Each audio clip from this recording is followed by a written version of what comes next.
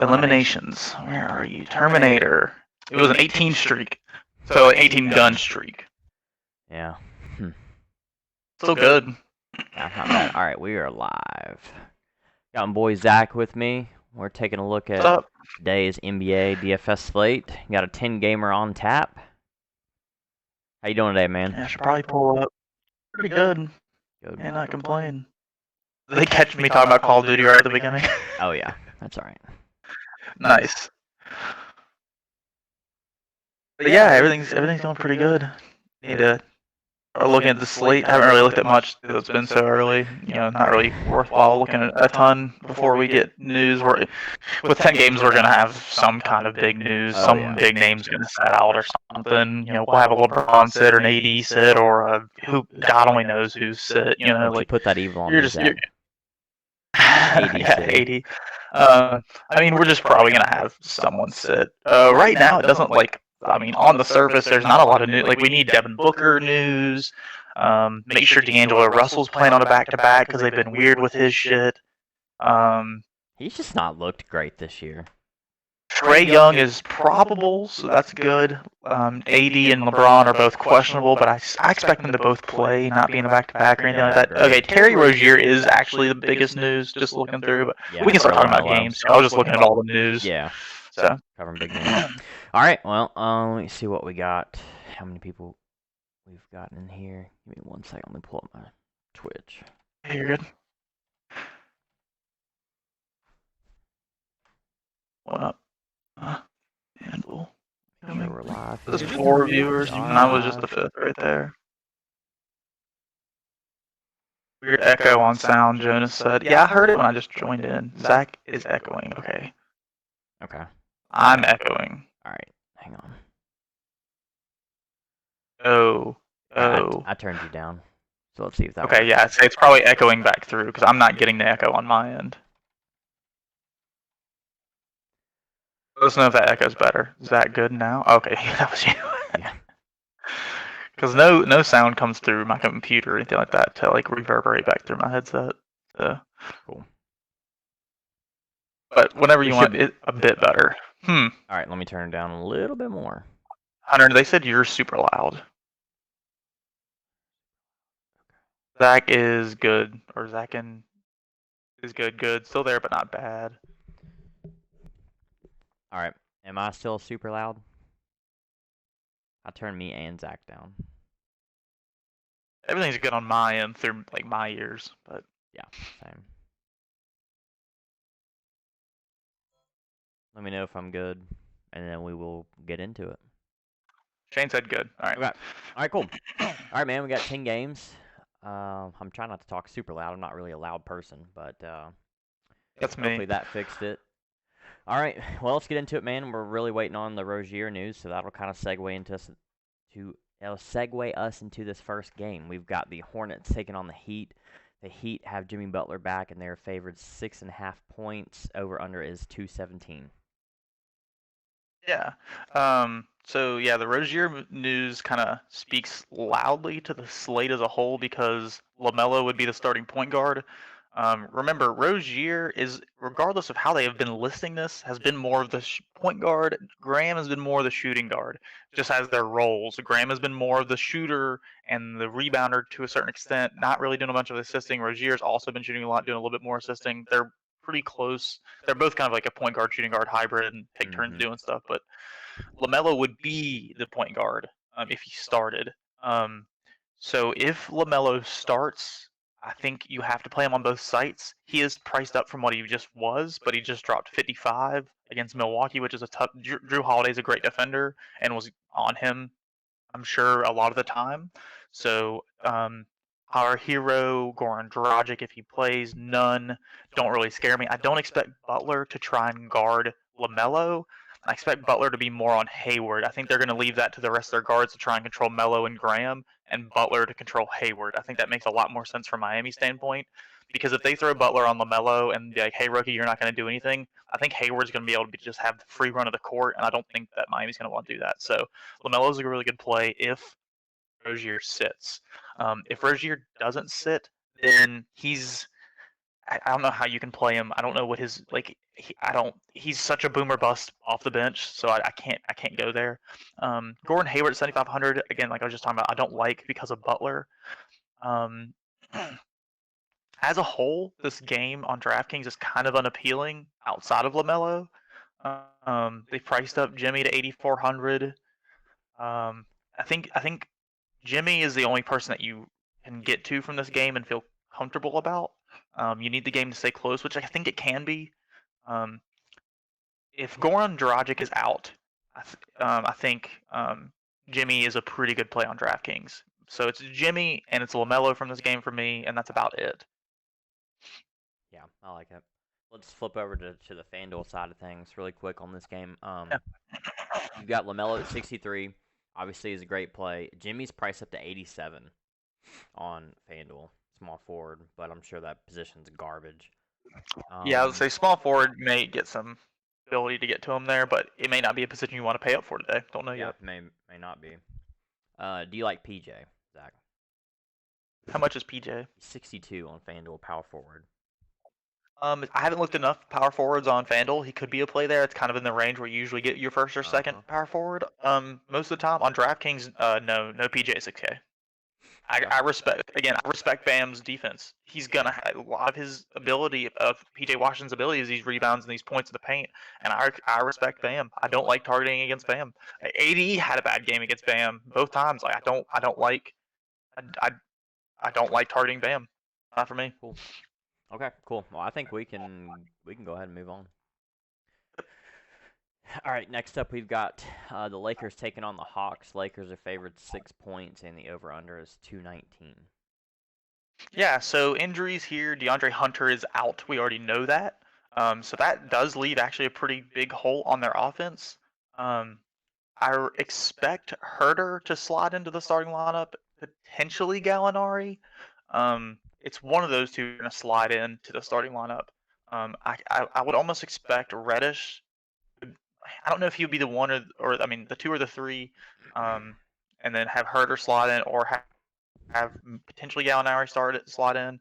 We could see crazy stuff happen too. You could see a Solomon Hill start. You could see a bunch of different things happen here. But I expect Herter or Gallinari to start. If Gallinari starts, 5K isn't terrible. But again, this is a tough matchup, and I still don't see him playing over 25 minutes. How much is Herter on FanDuel? I just know he's been lower on there. He's 45.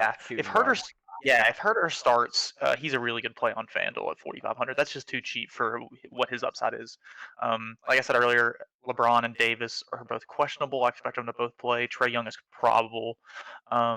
What's Clint Capella's price on FanDuel? Just curious. He is 8,800. And he's the same on DraftKings. Again, AD and Gasol, I don't like targeting. I think this is a letdown spot for Capella. And depending, I don't know what their next game is, but remember, Capella could have a bad game night, get dropped about like almost $1,000 or stuff like that with DK and FanDuel being aggressive, and then we can target him the next game, like if he has a really good matchup because he'll be priced down. Always be on the lookout for that team that just had a bad game and underperformed and their price drops. That doesn't mean they're bad players. I mean they just had a tough matchup. It's just like Westbrook. He got ejected, was on pace to play full minutes, got dropped to 9K yesterday, and was like not owned on DraftKings. That's ridiculous. 9K Westbrook when you just saw him going for full minutes and got ejected with 10 minutes left and had already played almost 30 minutes. That's a full game of Westbrook. That's happening right there. That's a 36 to 38 minute game. He gets ejected, plays 29 to 30 minutes, whatever it was, and then is 9K. We attack him yesterday. He gets 70. And a great matchup that people just didn't want to go to for whatever reason. So be on the lookout for that with Capella. He's playing really good. John Collins at 7,300. Again, tough matchup, but no Hunter could give him some more shots and rebounds a lot. Sure. Hunter's been rebounding pretty well. He's been anywhere from 5 to 8 rebounds a game for a while, but then has kind of dropped off to 2, 3, 4, 5 here recently. Just it provides a little bit more for Collins. Really, for me on DraftKings, this game's unappealing, and on FanDuel, I think it's probably just going to be Herter is interesting if he starts. Okay, and then potentially Gallinari. How much is Gallinari on FanDuel? Good God, 4,200 small forward. Yeah. Okay. Yeah. If he starts, he's also one of those two is going to start. I really believe. So whichever one of those starts is a really good play on FanDuel. Both of them are really priced up comparatively on DraftKings, so I'm kind of Yeah. in a void spot of this game on DraftKings. Gotcha. Yeah, on FanDuel side of things, you got Reddish at 46. Schroeder's at 53. I don't mind that. AD's priced up. LeBron's still priced up. KCP's 3,500. No, don't hate it. Collins is 73. KCP's the minimum. That's not bad. Yeah. Yeah, shooting guard's not bad. We'll just have to see how that position kind of shakes out later. Yeah. But yeah, for me, Gallo looks really good at 4,200. As long as he starts, yeah. Yeah, as long as he starts. But he's seen about 20 minutes per game, I'm pretty sure. I think he got 18. No, I think it's been like 15 to 18. Yep. Yeah, floating 15 to 18. But they're so deep, man. They need to actually get rid of. They need to thin out that roster a little bit. They're so deep. But I guess they're okay right now with Hunter being out. But anyways, yeah, that's all I got there. We can go ahead and move on if you're good. Yeah. Oh yeah. All right. Next up, we've got the Rockets taking on the Thunder. Rockets are favored 5 points, and the over/under is 223.5. Hold up. That messed me up. Sorry. Thought we were on a different game. Yeah. No, you're good. You're good. I'm going the start times of the game. Yeah. I was just going by the FanDuel thing because I thought that's what you were looking at, and I went to Portland, Milwaukee, and then you went to Houston. I was like, oh, okay. I'm looking at the sports book, but yeah. That's fine. So Houston, OKC on DraftKings. Like you can get to a Christian Wood. I don't love it, but he's playing a lot of minutes and he's playing really well. Yeah, really well. The blowout he lost against New Orleans. Both sides of that game lost about 6 minutes. They pulled all their starters about 6 minutes left. I was watching it because we had Zion and Lonzo that night, so I was looking at it, and they pulled all their starters about 6 minutes to go. So anyone on the Houston side, look at about 6 minutes more. They're probably going to get. John Wall at 6,900, I think, is way too cheap on DraftKings, and I really like that price. He's 72 on FanDuel. He's how much? 72. Sorry. 72. No, you're fine. 72 is a really good price tag as well. I don't know how point guard is over there altogether, but it's a really good price tag. Besides that, you can look because George Hill is still going to be out. Theo Maledon, like I said this on the last pod, I was like, this could be a 30 spot plus for Theo Maledon against Brooklyn. Yep. This could be another 30 spot for him. The dude plays well. He shot insanely well last time. I will say that, and that's one caveat. However, he shot 9 times. I like that. Like he's getting shots up. This is a pace up matchup. I don't know. See, the thing is, I expect Oladipo to guard Shea more than he does Theo. Agree. Because John Wall's not this really super good defender. Like John Wall's a decent defender, but he's not some super lockdown point guard or something. So I expect Theo to maybe get some more open shots that maybe not where ones that Shea would normally get. Theo's going to get. So I don't mind him at 4,300. It's probably not going to be a point that I'm trying to get to as a starting value option, but he's interesting. Dort at 4,200. He's kind of come down from these blow up games that he had, and that's the thing with him. You're going to get these blow up games, you're going to get nothing. He's also shooting terribly the last couple of games. Yes. So you could take shots on him if you needed to, and I don't mind getting a little bit of Darius Bazley at 5,100. He's kind of been on the up and up here recently. Just had 30 against Brooklyn, 31 against Portland. Terrible matchup against Phoenix. Got 20, got 24 in a poor matchup against the Clippers. He's 5,100. He's 25 for value. So I don't mind him at all. But that's about it on DraftKings of who I want to get to. Shea at 8,100 against Oladipo. No, I don't really want Oladipo. It's really John Wall. It's Bazley, Maledon, Dort. You can have one of those. Yeah, I was just looking at Dort's. I had it pulled up on the screen share, and man, his blow up game, he had 6 steals. So yeah, I mean, he hasn't replicated that again. So I don't know. He's had one stock basically the last 7 games. Yeah, it's shooting bad. I just think it's a stay away spot. Yeah, we just got news that Gary Harris is gonna be out, so we'll talk about that later too. But yeah, I really like Maledon. Yeah, I really like Maledon. Don't go to Cousins. They're not giving him minutes because they're Fucking stupid. Don't go to Cousins. But yeah, I really like Maladon. He is 4,300. Yeah, it's Baisley and then Maladon for me on and in that order on OKC, and then it's John Wall on Houston. What do you think about the matchup for Horford? This is for personal reasons, by the way. It's good. Wood hasn't been a great defender. He's gotten some blocks and steals, but the steals have been coming a lot against guards where he's like crossing the court and stealing a pass. It's not really against the centers. So the centers have been able to get plenty if they want against Wood. Yeah, I've seen that Houston gives up a lot of points to opposing power forwards. So yeah, that's why I was asking. Well, that's more Baisley. That's why I like Baisley. He's 5,100. Gotcha. Cool. Horford's priced up too much for me right now. Yeah, he's 63. He's gonna cool off too. 61 on DraftKings. Yeah, I just don't know what his minutes are gonna be still. Well, Wood's a lot bigger than him and more athletic. I can see them just playing a more athletic starting, like not starting five, but overall five for the game. He played 23 minutes against. Yeah, he hasn't played over 30, but yeah, one was. I don't like blowout. He's 6,300. I'll just pass. Yeah, I gotcha. I think we can move on. There's not a whole lot from this game that we really want. What's the next one? Next one is the Timberwolves going against the Cavs. Cavs favored 5 points after they just lost last night, and the over/under is 218.5. Nice. So it says Towns is questionable. I don't believe that at all. I haven't heard any news about when he's going to be back, but he's getting to that point where he's going to be back probably sometime this week. You can't play him in his first game back unless, like with Butler, like we got a thing that was like, oh hey, by the way, Butler's not going to have a minutes restriction. If that happened tonight, even you could play Towns at 9,800. It's a good price. I don't expect that to happen. I'm just throwing it out there that when he comes back and when we know that he does not have a minutes restriction and he's under 10K, you can play Towns. So go ahead and get that out of the way. Don't play Andre Drummond except in GPPs. He's a great GPP play because you're going to get low ownership on him every night. I don't know what his minutes are going to be like on any given night. So just you can't play him. He played 33 last night against this same team and got you 62. Does he do that again? I have no idea. I think he definitely could.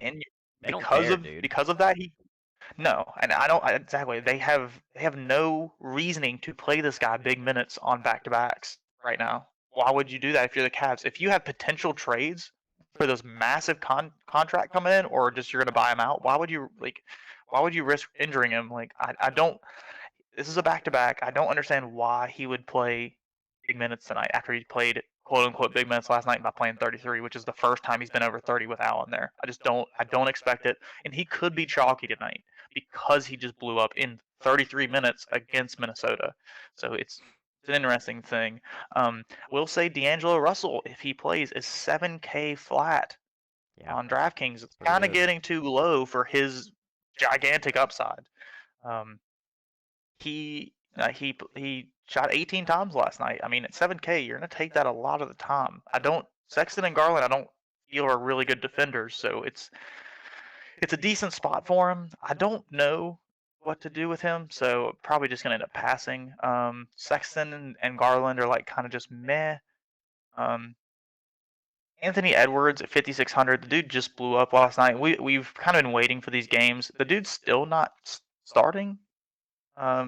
So I think he did start one game here recently, and he may have started last night. I can't really remember. Didn't pay attention because I started with the power forward one game, and I don't know if he started last night or not. You can take some shots on him at 5,600 if he starts. He has to start. The dude's really good, and I've been waiting for them to start him. I saw it the other day. He may have. I'm just going to go on a limb and say he started last night too. If he starts again, you can play him at 5,600. The rest of this game is garbage. Just straight up. If Nas Reed's out, can you play Ed Davis? You could. Okay, so also if Nas Reed is out again, that's what's going to give more minutes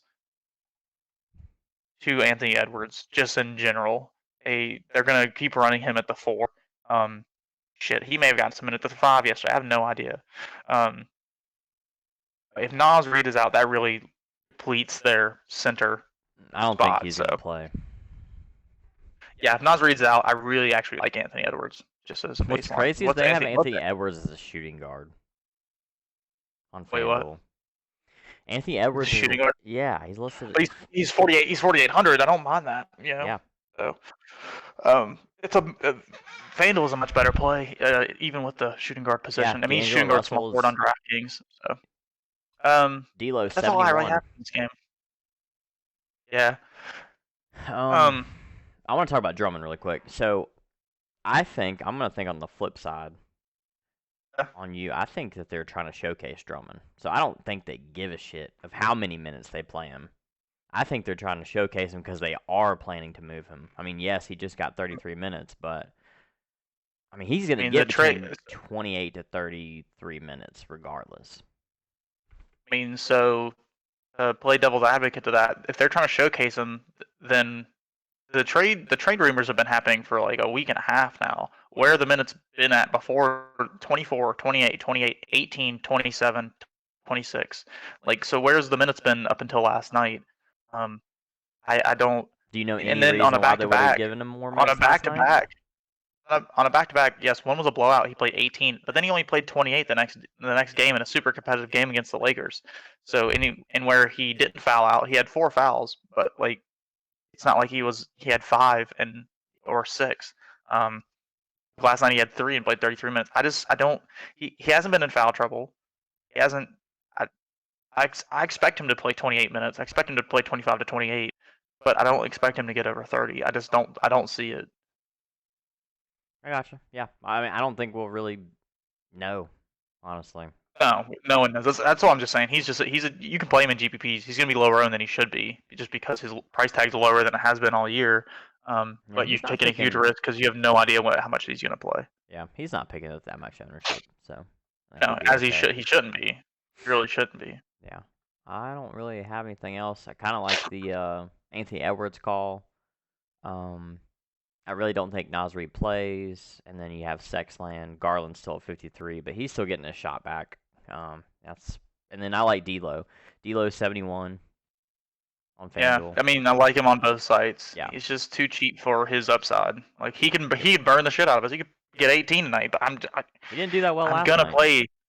I'm gonna play these upside people a lot of the times. Like at some point, people get too cheap. I know DeRozan got 7 fucking points, but he was 7K. Like it's just too cheap for DeRozan. Like I'm not gonna expect a 1x performance from a guy that's 7K. Like it's ridiculous. He shot 4 times. Like whatever. It's just you have in DFS you have to look at these people that are underpriced and play them. Last night, like the reason that we didn't like someone asked me in a private message yesterday that why didn't we play Westbrook on FanDuel? Like he was a good play, and he was 9,600 on FanDuel, so it's an okay price. It's fine. But Lowry was 6,600, and then you're playing Kyrie Irving without Harden, so that kind of puts you into that. And Kyrie was the problem. If we played Russell Westbrook over Kyrie on FanDuel, it's a huge difference. Kyle Lowry was a great play at 6,600. You were dead if you didn't play him.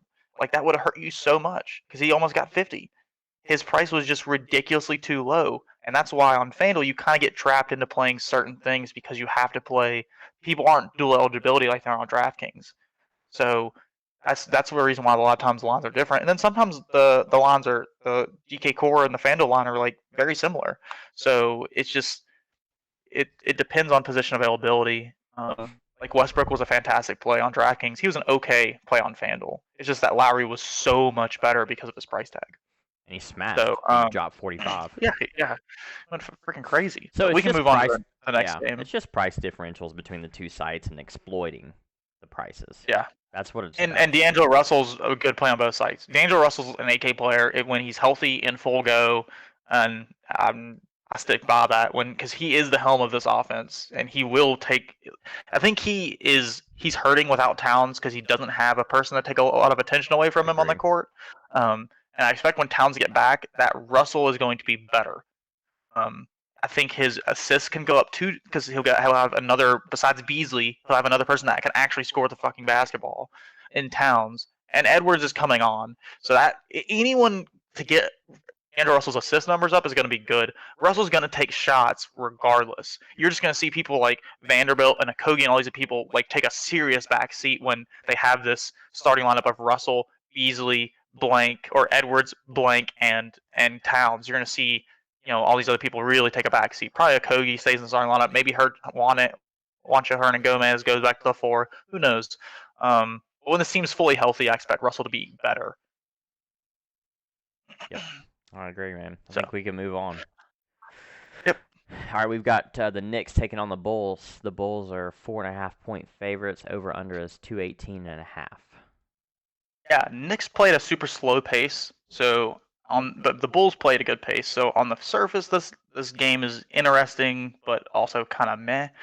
Julius Randle at 9,200. He's a fantastic matchup against Chicago's backcourt or front court. I mean, um, no one centers against Chicago has been a thing. Brooklyn and Golden State have been a thing for like the past 3 years. You can just keep attacking it. So Randle's a really good play. Levine at 9K is a little bit too much for me against the slower pace of the Knicks.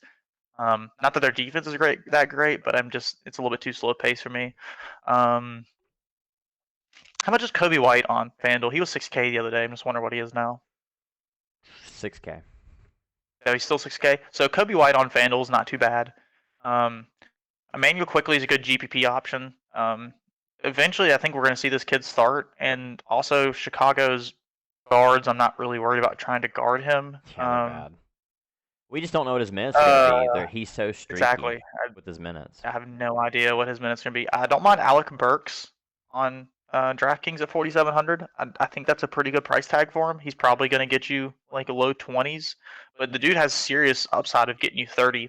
So of his games since he's come back from injury, he's gotten 20.75, 20, 32, 20.75, 16.5, and then 23.25.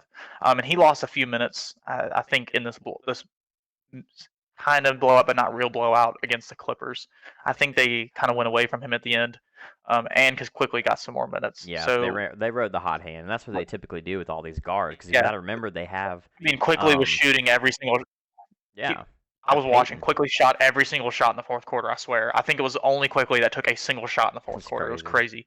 But Burks at 4,700. You're happy with every single one of his outputs since he's come back from injury, except for the one against Cleveland where he got 16.5. And still, that doesn't kill you. That does not murder your lineup.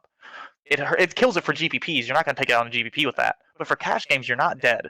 So 4,700. If you needed a value piece and that's what you needed, he's a good play.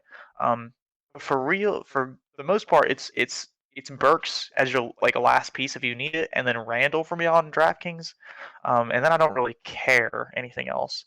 The one thing that I want to make sure of, so Thad Young is 5,100 on FanDuel. It's kind of getting too much for him, in my opinion. Damn, Julius Randle sub 9K on FanDuel. Yeah, it's crazy. So, about time. Yeah, for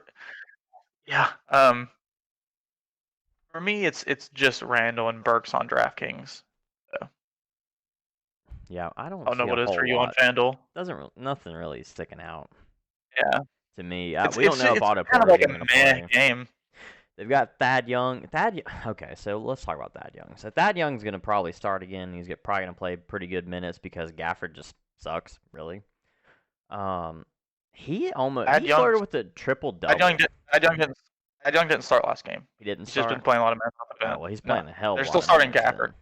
Gotcha. Well, he needs to start over Gafford. Because Gafford's only playing so many minutes at the 5, and then they're moving Markkanen down to the 5, and Thad Young's being the 4, and then they're rotating Markkanen out and just kind of running a small ball lineup until he gets back in. He's playing a lot of the 5 when Gafford's off the court. Well, the dude, he's flirted with the triple at double the last 2 games that he's playing big minutes. 31 minutes, 28 minutes. Cool stat about Thad Young is I don't remember, it was through your entire career. It's averaging X amount of points, X amount of rebounds, and Thad, it was the people in his company. It was like LeBron James, Kevin Durant, like some other big name Hall of Famers from like back in the day, and then Thad Young. So, it was a crazy statistic. I saw it during one of the games, and like Thad Young was in there. So he's a good player. I mean, like he was a really good player at Indiana when he was on there for 12 years or whatever. Like he's an older dude, so he is a vet. 5,100. Yeah, you need 25. I think it's the time. Yeah, I mean, he could be a good last piece on FanDuel, but he's not going to be the first person I plug in on FanDuel. 29, Like, 27, 20, 44, and 39. That's his last 5 games. It's really good. and he played Portland when he got the 41. Boston, he did really good. He got 43. Lakers, he got 19. Charlotte, 26. Houston, 29. Dallas, 30. So really, like Lakers and Boston have been his two tough matchups, and he went 1-1 on doing well and doing shitty. 5,700 on DraftKings is just a no go for me. 5,100 on FanDuel, fine, but again, it's just going to be if that's my last piece. I'm not going to build around him today. Yeah, for sure. Okay, yeah, I have nothing else from this game.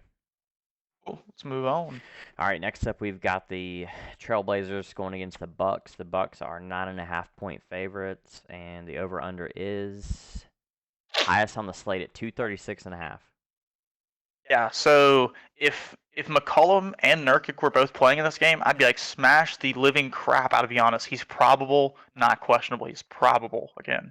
So if everyone was healthy for this Portland side, I'd be like, Giannis, okay, because you like playing Giannis when there's close games. If it's a close game, you play Giannis because he plays big minutes, as he has the last 4 games. And they actually really is the last 6 1, 2, 3, 4. So the last 6 games, he's averaging probably about like 37 minutes almost. He played 40 against Brooklyn, competitive game. He played 35 against the Lakers, competitive game. He fouled out in that game. He probably was going to get a couple more minutes. Played 36 against Atlanta, which was a decently competitive game. Toronto, competitive game. He played 38. New Orleans, they were down a crap ton and came back 39. Charlotte, same thing, 39. So I actually really expect that. I think that Milwaukee is going to destroy Portland tonight. I think this is the game you see Lillard be tired. Drew Holiday is going to harass him. I don't think that the rest of the Trailblazers can take on the load, and I think they get absolutely destroyed tonight. So that's like Giannis is a good play on paper, because power forwards against Portland has been a thing for as long as Brooklyn centers have been. Covington does not help their defensive efficiency by like anything. It doesn't really matter. So you can play Giannis, no problem playing him on a 10-game slate. I don't know if I want to go to him, especially when we don't have any clear-cut value right now. So going to him sacrifices a lot, unless we get some 3K guys starting and stuff. Other than that, Lillard's way too expensive now at 10.7 for me on DraftKings. I don't think I've ever paid anywhere near to that for him. I'd just go to Giannis if I was going Lillard. That's just an easy pivot for me. Yeah, I think Luka's 10.6 on FanDuel, so only 600 more than Dame. Wait, how much is Dame on FanDuel? That's 10K. That's the thing. He's 10K. Okay. So I mean 10.7 on DraftKings is ridiculous. Yeah. Chris Middleton 8,500, Drew Holiday 7,700, Cantor 7,200. Like none of these players are like priced well. The only thing that I could like want to get to is like a last piece is Bobby Portis, because he's been playing some minutes alongside Giannis like here recently a little bit.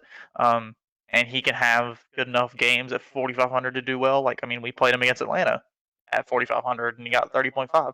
This is just another good matchup for him where I think he could see some extra minutes. So I like Bobby Portis as a GPP option on DraftKings. But really, for me, that's it. It's Giannis if you want to, and then you could throw in some Bobby Portis for tournaments.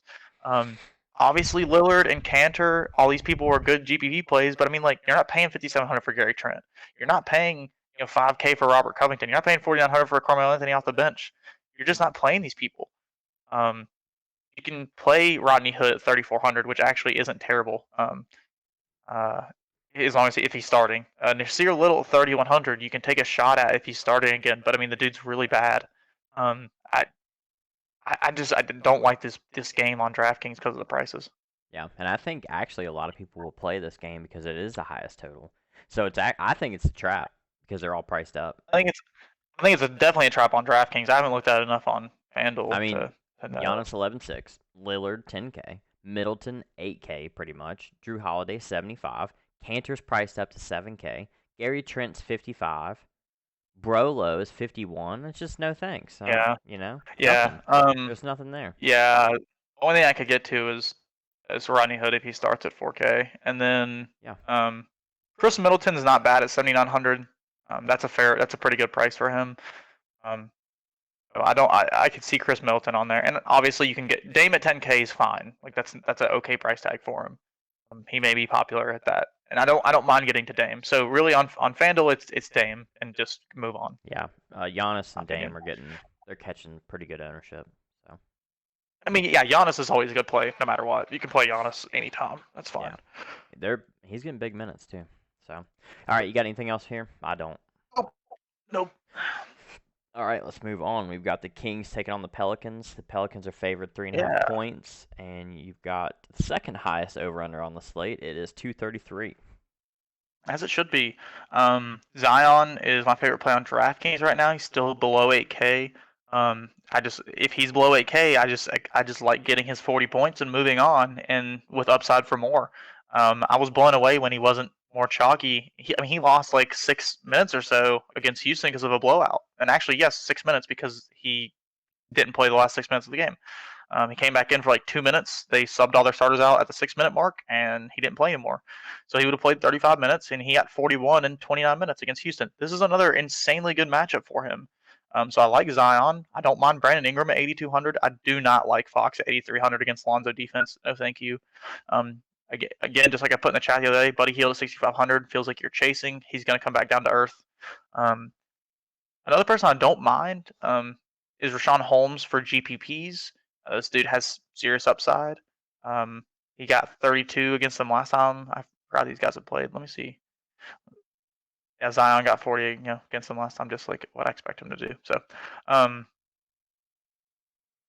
I don't mind Rashawn Holmes for GPPs.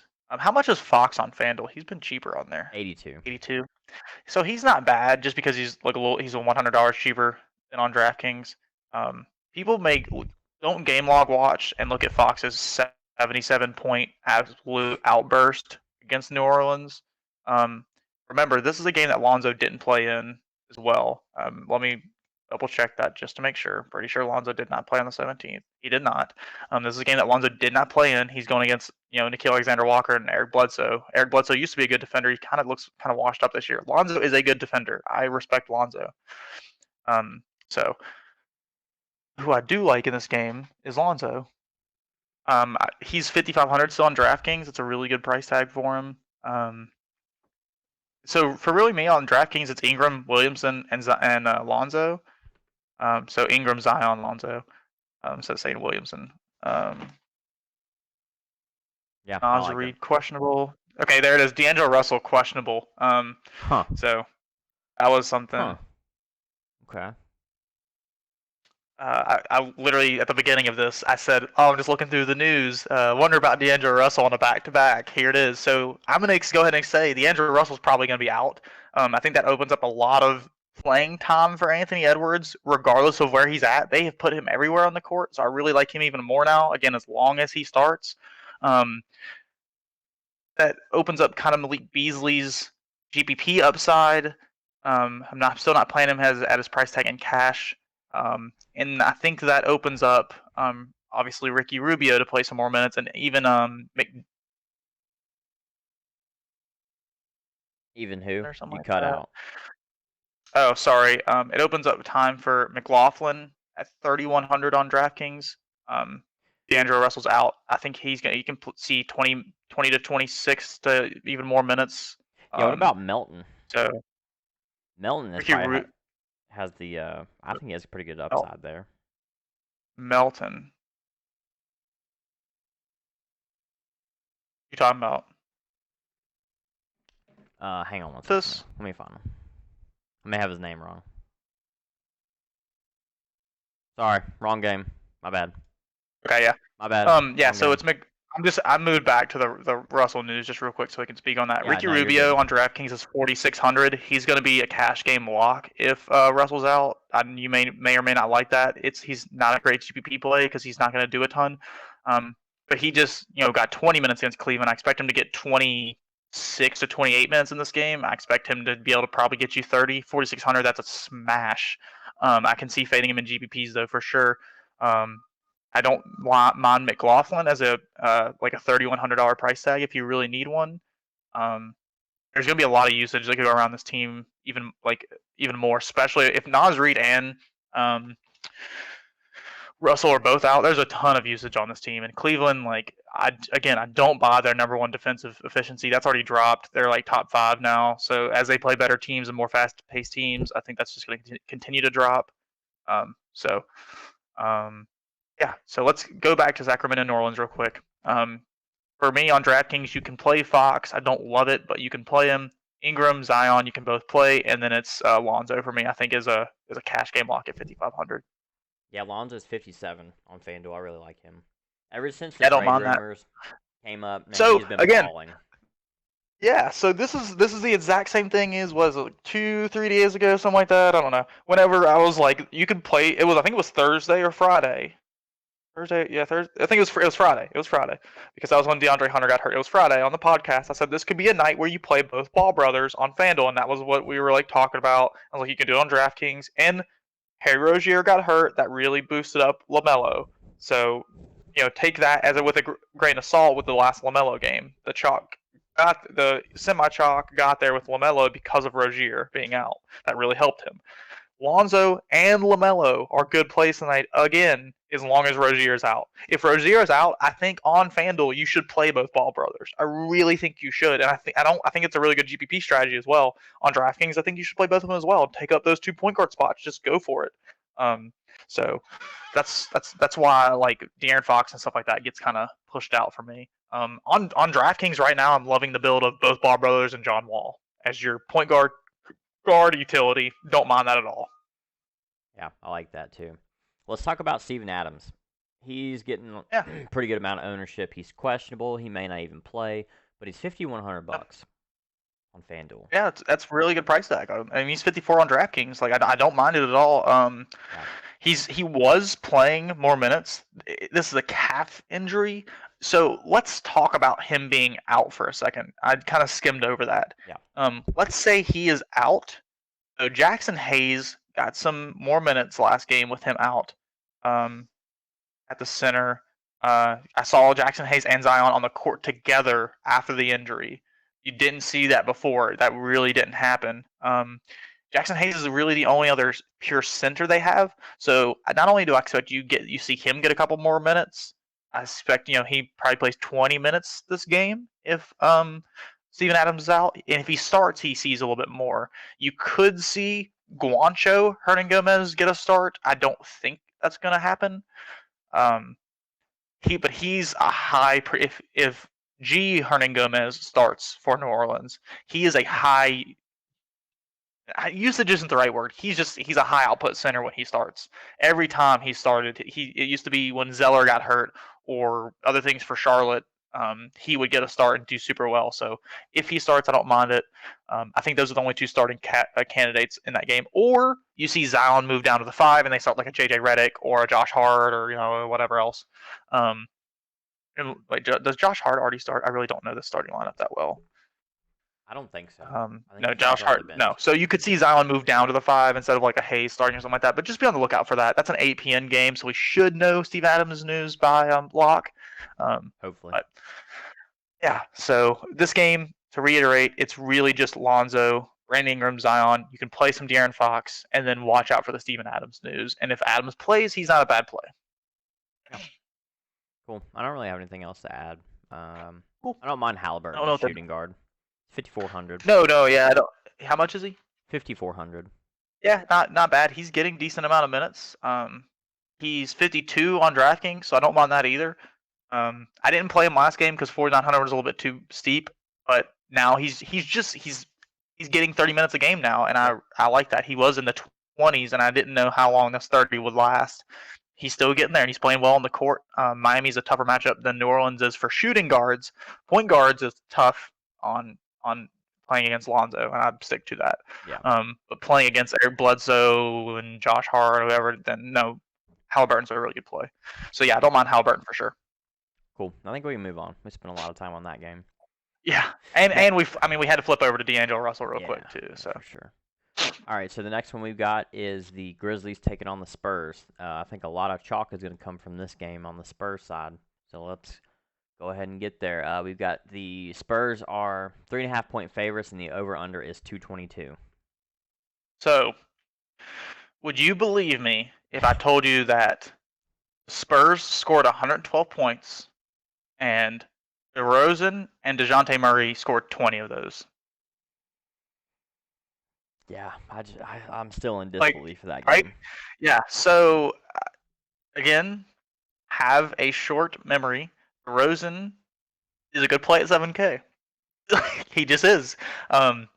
You cannot look at that last game and be like, wow, he got 7 points. I've never seen. That is such a bad game. Like, that is a worse beat than your person getting hurt in the first minute of the game. Like, I've played last year. The worst beat I've ever had is when I played De'Aaron Fox and I played another King as well. I forget who it was. It may have been Healed. It may have been Angelica. It may have been someone. But I think wasn't last year. It was the year before. The Kings went out there, got down like 15-2 in like 2 minutes. And I swear to you that the Kings head coach subbed all of his starters out at the 2 minutes into the game. So 10 minutes left. Okay? Put in his bench players, subbed a couple. I think Fox got another 2 minutes at one point, and then whoever else I had got like another 4-minute run at the end of the first quarter. Okay, the starters did not play a single minute the rest of that game. He played all like 12 bench players the rest of that game because they were just getting slapped. That was the worst beat I've ever had. This ranks up there with them of DeRozan actually only playing 25 minutes, which is just mind blowing. But then taking 6 shots. He had shot twice going into halftime, and one of them was a 3 of which he made. The dude doesn't shoot a lot of 3s, okay? So him going 3 points and 1 rebound at the half, and then ending the game at 5 points, 1 assist, 1 rebound is mind-boggling. But you have I've played De'Aaron Fox again. De'Aaron Fox has probably lost me so much money in DFS period. I hate him, but I play him when he's in good spots still to this day. That sub out game got me. I've played him when he got hurt in the first freaking quarter. He got hurt in the first quarter this year, I think, one time, and I played him. So these people, Fox is made of glass. So, but I still play him. It's just like AD is made of glass, and you're always waiting for that tweet that says AD to the locker room. Don't put that evil on me, Zach. I'm just saying. I'm just talking about things in general. Of you have to keep playing players that are good. Yeah. Whether they're an injury risk, whatever. If they're in a good spot and a good price, you have to keep playing them. I'm not saying that I'm playing DeRozan tonight. He may not fit in my lineup how I wanted to build it, but he is in consideration. He will be on the top 5 that I post later. He is a good price tag. And he's going to be chalky. He's going to be chalky again. He wasn't 70% owned on Draftkings and like 80 on FanDuel last time because he was a bad play and that everyone knew he was going to get 1x. He was a good play. Yep. He burned everyone last time. And DeRozan still did not take us out of cash game consideration for that. Remember, I'm building a cash game lineup for you guys. Yes, it's a hybrid a lot of the times because I'm a little bit different than a lot of the field a lot of the times. Last night was a prime example. No one was playing Simmons and Westbrook. I did. So that's where I get different. There's sometimes that chalk is just so good that you just go to it.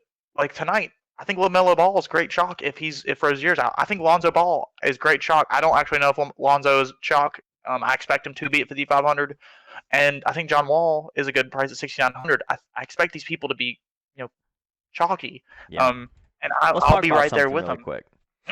Let's talk about Aaron Gordon yesterday. When did he get hurt? Was it the first half or the second half? Third quarter.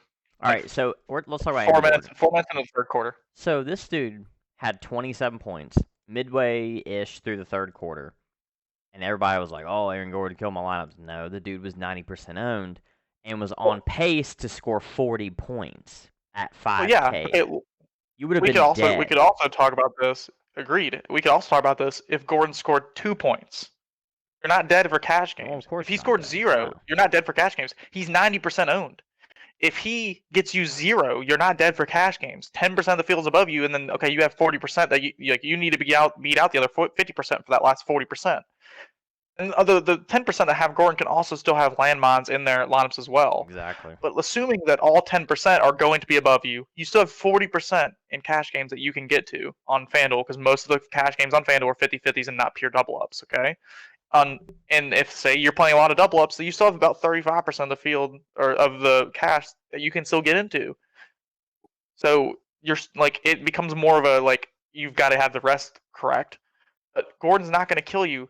It's the same thing with Lowry yesterday. I don't like playing Gordon or Lowry. I don't like it. But when they're in good spots and in insane price tags, both of them are like Lowry's at least 1K less than he should be, and Aaron Gordon's probably $1,800, almost 2K cheaper than he should have been. And it was reflective in him getting 26.5 before getting hurt. So Aaron Gordon is not what did anything to us yesterday, okay, at all. DeAndre Jordan not getting much second half run at all yesterday hurt. Sexton losing probably like 8 minutes to injury hurt. And then also Sexton didn't really produce in the second half. It was a really good match for him. Minnesota's really. terrible on defense. Really good matchup for him. He just didn't do a lot yesterday. That happens. You're gonna have dud games from stars. Look, DeRozan got us 1x. He's still a star in the league. He's still a very good player. So I expected DeRozan bounce back game today. I don't expect him to get 1x again. I expect him to get his normal 35 to 40 points and be a good play. So get off of that kind of soapbox or whatever. I do want to speak just to this game as a whole. And this is why DeRozan may not be a play for me. Like play as in like in my cash game builds. For Memphis, John Moran is 7,600. You're gonna look at that and you're like, wow, that's a really good price tag. He played 28 minutes last game. He shot 8 of 14, really well shooting, and got a double-double with 11 assists. Barely got to value at his current price tag. Okay, and actually technically didn't get to value. He got 37.5. He needs 38 for technical value. This game, if we think that we're going to see a similar rotation for both sides, is unplayable. And this is the reason why. Both teams are running their bench units full minutes. Everyone is getting 25 to 28 minutes and just holding hands and singing Kumbaya. And there's no good price tags to support that playtime. Like, no one. I don't like. Derek White is the best priced person on the Spurs side on DraftKings outside of DeRozan, and he's 4,600, and he's coming if he's and I think he came off the bench last time. If he starts, he's a really good play at 4,600, but again, he's going to have to compete for usage on that starting unit. Like DeAnthony Melton played the most minutes of any player in this game last game and played 32 off the bench. That just screams, don't play people from this game. So there's two sides to the story. You have really good price tags on DeRozan and Morant to a certain extent, and you have just terrible rotations. Terrible. So Memphis has already been like this. Now San Antonio's being like this. I probably won't have any pieces from this game, but DeRozan, Morant, Derek White to a certain extent, and DeJounte Murray to a certain extent are all really good plays from this game. Besides that, stay away from it. Yeah, I like Derek White. I'm being a homer because I just picked him up in our league, but I think, he was white hot in his last game. That was his first game back. I think he played 21 minutes.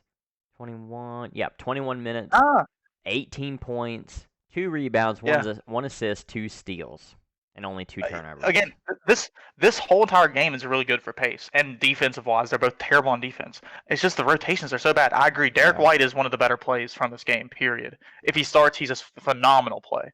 But again, I think if he doesn't... Go ahead. What?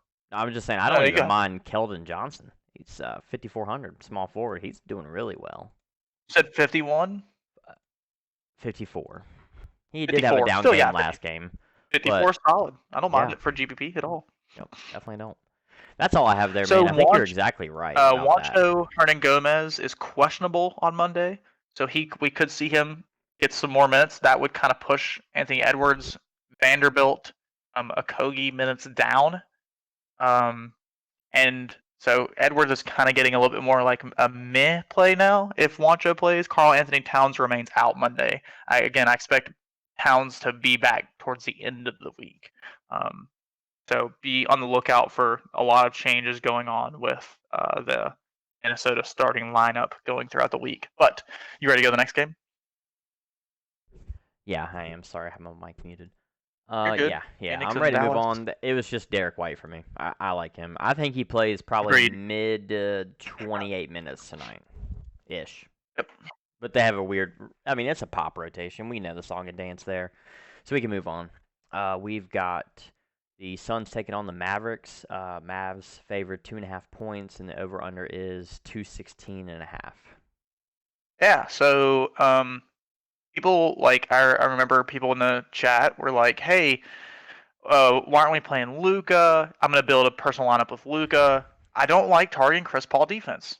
This was a game without Porzingis, in which Luka was a lot of chalk, and I mean he got you 49.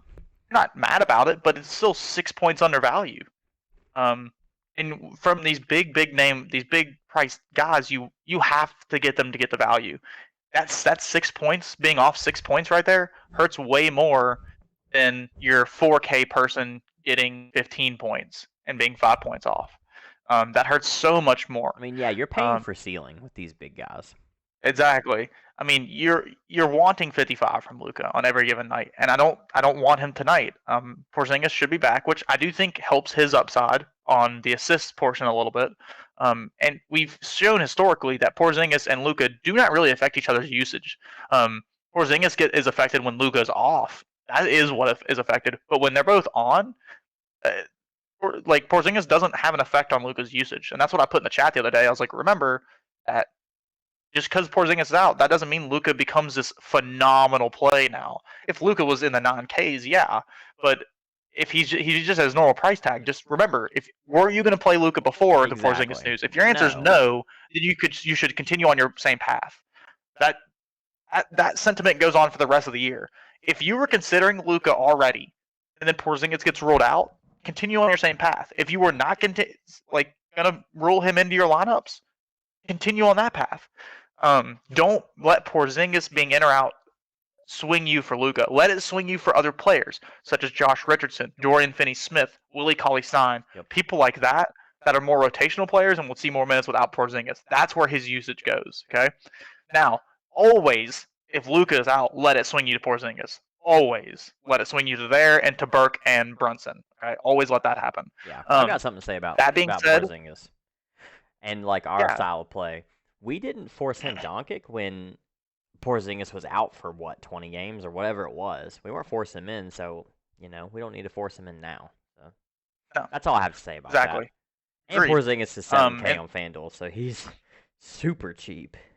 And Luka was cheaper than he was with Porzingis off a lot of the times. On DraftKings. On FanDuel, he was more expensive. He's come down a little bit on FanDuel. On DraftKings, he was like 10-4, 10-3, 10-2, 10-1. Now he's like 10-7, 10-8 with Porzingis, and then Porzingis gets rolled out, and everyone's like clamoring to get the Luka. There's no reason to. Obviously, Luka has a ceiling. He could have gotten 77 and burned the shit out of me the other day. Fine. It could have happened for sure. That was a slate that we lost anyway. That was whatever. I think it was the 30th. Let's see. I think that was the 30th. It was the 30th. Yeah, it was Saturday. We lost anyway, but Luka could have just buried us too. Didn't happen.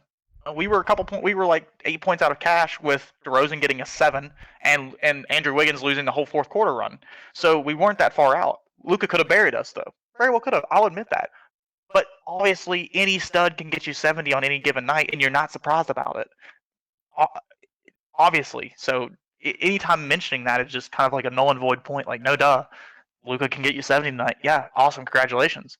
But Luka, so obviously what I'm saying is Luka's a good play tonight. I don't like Chris Paul at 8,200. I don't really like Ayton at 8K. Porzingis at 7.6K on DraftKings, though, do not mind. He's been playing decent. He's had some recent 28-point games, but that's against, here, let me tell you. Oh, that's right, Gobert twice and Jokic. So I don't, and I don't think Ayton's going to be defending Porzingis a lot, but I don't think Crowder and these other people are going to be able to defend Porzingis. Okay, they don't have the size to match up with him. Gobert and Royce O'Neal Richard Nails, I think, is like 6'8" or 6'9", so he's still much smaller than Porzingis. But then Jokic can definitely match Porzingis, so that's not a problem. I think Porzingis is a really good GPP play. And then he's 7K Booker on is FanDuel. questionable. I like that price. Oh, he's 7K. Love that price. Yeah. Booker's questionable, and we're not going to get this news at lock, most likely. If we do, that's awesome. But again, it doesn't really change much. I mean, you Do you can. Really think he comes back today? I don't know if Booker will be back or not today. I don't expect him to be back, but it does. If he's in, then you can't play. Don't play anyone from the Suns, and if he's out, don't play anyone from the Suns except for Jay Crowder. So it's just gonna be a stay away spot for me on DraftKings, except for Porzingis, and Porzingis is the only play I want for this game on DraftKings. So I'll just leave it at that. That's it. And that's not. I'm just saying in general, in GPPs and everything, that's the only play that I want. Yeah, I just don't like targeting the Suns' defense. So. Nope. Yeah, that's all. 7K. I just really love 7K for Porzingis on FanDuel is a really good price tag. Yeah, that's not a hot take. That's a disgusting price tag. Yeah, he's picking up a little ownership. I'm getting like 15, 20-ish. I expect that to raise throughout the day. Oh yeah, I'm sure. Yeah, I don't like anything else really. So we can go ahead and move on. Last game. Yep, last game we got the Pistons taking on the Nuggets. Nuggets are favored 8 points. Over under is 217. So I think we've finally seen the rug get pulled out from Jeremy Grant. He's come screeching back down to earth. This dude was a top 20 player. This dude was going in and is really kind of falling to the ground. I expect his fall to continue today. The one caveat that I can say to this game is that it's a quote unquote revenge game for Jeremy Grant. I don't know what he'd be revenging about. The dude got bet on himself in free agency. The Pistons signed him and have given him nothing but praise. So I don't know what kind of ill will he could possibly have against the Nuggets, who were never paying, were paying him enough money for him to be successful like that. But he was just kind of a rotational piece for them. So if anything, he should be thankful for the Nuggets to letting him play and then letting him walk away too, and jumpstart his beginning to a potential superstar career. So I don't think he's going to have any ill will towards him. And it's at Denver, so I think that can help Jeremy Grant. But it's kind of just whatever. I mean, he gets Jokic, so I just never like that. Yeah, no, same. I think Jamal Murray at 7,200 is a good GPP play. The biggest thing for this game is that Gary Harris is out, and we know that. Will Barton had a really good game with Gary Harris getting hurt. He played 37 minutes in a competitive game against Utah. So I still think this guy is terrible, but the Pistons are also terrible, and if somehow they can keep it close, which they've been known to do so far this year, except for against Golden State just recently, they've somehow been in most of their games within 10 or 15 points or less for most of their games, even against like Milwaukee. Like they beat the Lakers. I know it was without AD. They were within 1 point of Houston. They were within 8 points of Atlanta. They were within 6 against Miami and then beat Miami. They beat Phoenix. Like team is terrible on paper, but they played really good. So I don't expect a blowout here against Detroit. So Will Barton is an interesting piece. He's gonna start again. He's 4K. He's probably gonna get. He's 4K flat. Yeah. Okay, well then Will Barton's a lock and load on FanDuel. I don't think you can avoid that. You can't. And 4,800 on DraftKings, I don't know if you can avoid that either. It's that pretty good of a play. The combination of Gary Harris being out, not that he's a high usage guy, but it's usage out of the starting lineup. Now I will say one thing. If we see a starting lineup of Jamal Murray, Barton, Michael Porter Jr., Jokic, and then who's their other person that normally starts? 1 minute. It would be Monte Morris, right? Paul Millsap. It'd be Paul Millsap. Gotcha. If we see, that's the projected lineup. If we see that, I don't like Barton on DraftKings. On FanDuel 4K, I'm not getting away from that. Go ahead and put that in your lineup as a cash build. If you like building your own cash build, put him in there. He's going to be chalky and for good reason. if Michael Porter Jr. starts alongside him, I probably won't have him on DraftKings. 4,800. See, because he could get you, let's say, get you 24 on FanDuel. That's 6x. Hell yeah. He gets me 24 on DraftKings, I'm pissed off because he doesn't get me value. Yeah. That's the difference right there. That is the difference. So, and I think Michael Porter Jr. is going to hurt him. This was a starting lineup the other day with Gary Harris in it. Gary Harris got hurt in the second quarter and didn't come back in. And let's see how, and I will say, Gary Harris got hurt in the second quarter. You know how many points Will Barton had at halftime? 25. So he scored 12 points, really, once Gary Harris didn't come back. There's your difference.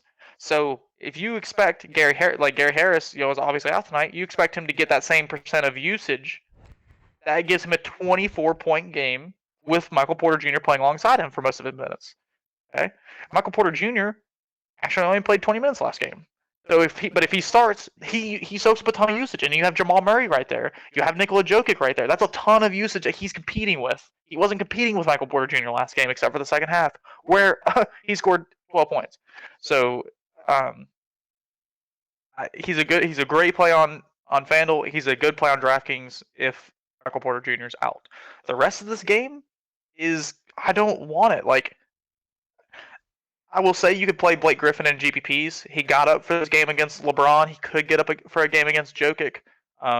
He doesn't really it's these power forwards and centers that I think that he knows well from his time in the West Coast Conference that I think he is going to get up for. Yeah. But this is a purely a GPP play, and even then it's a very, very, very, very, very, very thin play. Because even when he got up, quote unquote, against LeBron, he got you 38.25. That is 6.3 on DraftKings right now in his price. Right now, if this was just a normal game, it's hard to play Blake Griffin at 4,500. So he's 5,900. It's just, and he's not going to get much lower than that. If we see him in the low 5Ks, you're gonna have to start talking about him. But even then, that's a tough play. He's not doing anything. He's just out there standing around. Mason Plumlee. This is a quote-unquote revenge game narrative for him too. But again, this team let him go away instead of keep signing him to this reserve role on the bench, and let him become the starting center. So I don't think there's a lot of ill will there either. So for GPPs, it's Mason Plumlee, it's Jeremy Grant for revenge game narrative crap, and then it's Will Barton and Jamal Murray for GPP. Yeah. I don't really have obviously Jokic. I'm not talking about how good of a play Jokic is on every single slate. Jokic's a good play. You can play him. Yeah. I wouldn't, but he's a good play. Yeah, he just dropped a monster game on Sunday. Yeah, yesterday. 47 points, man. Yeah, it's nuts. Dude detonated on Gobert. Yeah. Gobert can't guard him. That's a different. Gobert's not gonna come out to the paint or the 3-point line with Jokic and stuff. Who can guard Jokic? Totally different. Embiid. I bet can guard Jokic. And that's probably it, right? If Towns could guard anyone, Towns has the skill set for it. Towns just doesn't want to guard anyone. He doesn't play defense. He just plays offense. He just doesn't care. If Towns wanted to guard and got his technique there, I think he could guard him. But other than that, and Towns, I'm not saying Towns can guard Jokic right now. I'm just saying if. I'm saying he has a skill set that if he wanted to, he could find a way. But yeah, it's really just Embiid can guard Jokic, and I think Jokic's one of the few centers that can guard Embiid as well. Yeah, I gotcha. We'll wait another minute or two on questions, but I think that's it for us today. Went through 10 games, went a little bit over an hour. Talked about a lot. Yeah, a lot of news, a lot Bagwell. of Gorgie Jang, best value on the slate. He lost. If Nasri is out, sorry, he's losing minutes to Niang or the other guy, right? What do you say? I'm sorry. Isn't Gorgie Jang? Gorgeous Dong. Yeah, isn't he losing minutes to Niang or however you say his name?